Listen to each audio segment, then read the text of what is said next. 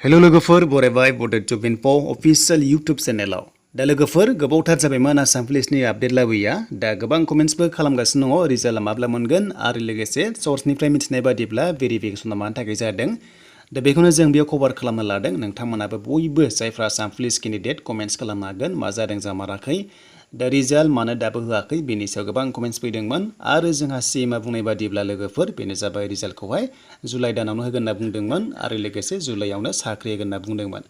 दा बेसेबां सैथो बेखौ समासो खिथासिगोन दा बेनिफ्राय जोङो बेयाव भिडिअ खालामनाय जाहोना बेनो माखासे जोङो कभार खालामगोन जेरै कमान्डो रिजाल्ट बेनिफ्राय एबिइउबि कनस्टेबलनि रिजाल्ट आरो लोगोसे एपिआरअनि काट अफ बेनिफ्राय जुलाइआवनो नोंथांमोना साख्रि मोनगोन एबा मोना दायो जों फैबाय अफिसियेल साइटआव बेयाव फैनाय लोगो लोगो दासिम जेबो आपडेट गैया दा साडेनलि फैयो आसाम पुलिसनिफ्राय माखासे आपडेट दा जेब्ला दायो भिडिअ खालामगोन दा गैयाब्लाबो साडेनलि फैनो हागौ आरो जेब्ला फैयो नोंथांमोना बे आसाम पुलिसनि रिजाल्टखौहाय नोंथांमोना मोननो हागौ आरो बुंदों जेला सिएमआहाय जुलाइ दानाव साख्रि होगोन होननानै दा हमना ला दिनै 23 लाबाय एबा 24 लाबाय अब्ला 7 डेज थायो दा बे 7 डेजआव जोङो मोनसे आसा खालामनो हायो कमान्डो रिजाल्ट दा बे 7 डेजआव मोनसे जोङो आसा खालामदों कमान्डोनि रिजाल्टखौ फाइनाल लिस्टखौ मानोना गासैबो प्रसेसा जोब्बाय नालाय जेरै साइकोमेट्रिकआ जोब्बाय बेनो लास्टमोन दा जोंहा बे कमान्डोनि रिजाल्टआ फैनो गोनां दंथारो एबा फैथारसिगोन बादि मोनदों मानोना दाखालि मोनसे पजिटिभ आपडेट मोनदोंमोन जे बेनि एगेन्स्टआवहाय कमान्डोनि सेंसन पस्टनि एगेन्स्टआवहाय माखासे बाजेट एप्रुभ जादोंमोन जायनि जाउनाव नोंथांमोननि थाखाय बे मोनसे पजिटिभ आपडेटमोन बेखौ नायोब्ला रिजाल्टआ नोंथांमोना थाबनो फैनो हासिगौ आरो लोगोसे आपकामिं एपिआरअ बेनिफ्राय कमान्डो आरो लोगोसे नोंथांमोननि कनस्टेबलनि गासैबो माबा मोनसे नङा मोनसे आपडेट फैगोन दा भेरिफिकेसन होनाय लोगो लोगो ओरैबायदि खोनादों सोर्सनिफ्राय मिथिनाय बादिब्ला इडब्लिउएस केन्डिडेट थायोना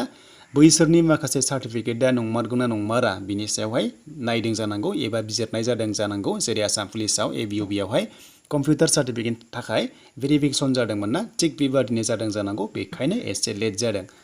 दा जायखिजाया नोंथांमोननि रिजाल्टआ फैग्रोगोन बेनो जाबाय कमान्डो दा कमान्डोनि गासैबो प्रसेसा जोब्बाय नालाय जास्ट फाइनाल लिस्टल' ओंखारनांसिगौ बे ड्राफ्ट लिस्टआ आउट जानाय लोगो लोगोनो नोंथांमोना साफा कमान्डो रिजाल्टखौ मोनसिगोन बा साख्रि मोनसिगोन स' बिनिफ्राय कमेन्ट्सआ बेबो फैदोंमोन जे नोंथांमोननि माखासे जायफ्रा साख्रि मोनखाबाय क्वालिफाइड जानायफ्राबो नाम दं होननानै दा आं सान्दों आंनि बादिब्ला जायनोखि फ्रेश केन्डिडेट नोंथांमोना बांसिन चान्सखौ मोननो हागौ मानोना बिसोरना साख्रि जाखाबाय नालाय नोंथांमोनखौहाय चान्सखौ होनो हागौ आरो दा जायखिजाया नोंथांमोना पजिटिभ लाथ'दो नोंथांमोननि रिजाल्टआ फैगोन जायफ्रानि मोजां एग्जाम एबा साइकोमेट्रिक होदों आरो लोगोसे फिजिकेलाव मोजां नाम्बार मोनदों स' नोंथांमोननि काट अफआ मोजां दङब्ला नोंथांमोना मोननाय जागोन आरो दा आसाम पुलिसाव जायखिजाया नेक्स्टआव 18निफ्राय 30 इयार्ससिम नोंथांमोना एप्लाइ खालामनो हानायनि अपसनखौ मोनगोन आरो बेखौ जों आसा खालामदों 2023आव गोदान रिलि बेनो जाबाय नोंथांमोननि फेब्रुवारि मार्चआवहाय चान्सआ दङ अलमस्ट फेब्रुवारि मार्चआव बांसिन आसाम पुलिसा रिलि कन्डाक्ट खालामो जेला थ' नोंथांमोना मोननो हागौ 2023आव बेयाव नोंथांमोना नेथ'दो थ' बेनिफ्राय लोगोफोर जेब्ला आसाम पुलिसनिफ्राय गोदान अफिसियेल नटिस फैयो नोंथांमोना थाबनो शेयार खालामगोन आं आसा खालामो नोंथांमोना चेनेलाव जायफ्रा गोदानै फैदोंमोन मोजां मोनदोंबा लाइक कमेन्ट शेयार खालाम आरो लोगोसे साबस्क्राइब खालामना ला आसाम पुलिसनि बागै साख्रिनि आपडेट मोनबाय थानो आरो गुबुन गुबुन सिभिल जबनि नोंथांमोनाबो आपडेटखौ मोननो हागोन